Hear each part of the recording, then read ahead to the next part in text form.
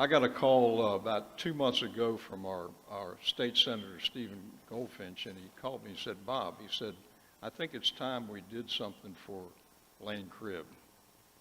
And I said, I totally agree with you, and I wish I would have had that idea.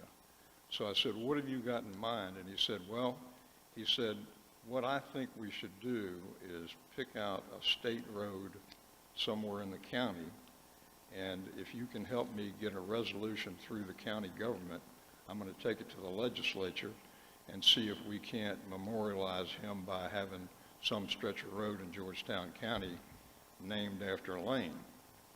And I said, I'll go to work on that immediately.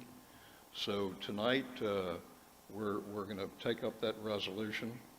But I just wanted to say on a personal note, I knew Lane for probably 15 years. And for you that knew him, he was a different kind of sheriff. He did everything with a smile.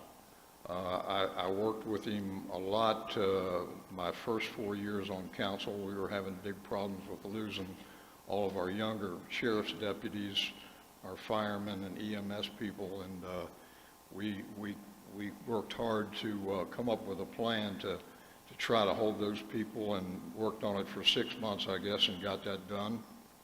And in the meantime, I became personally to know him, and I'll have to say he and I shared more than one adult beverage together. That was Lane. And I want to leave you with a personal story from myself. Looking at the audience out there, I think you'll be able to relate to this. You know, all of us have flashbacks from a picture or a sound or something we hear.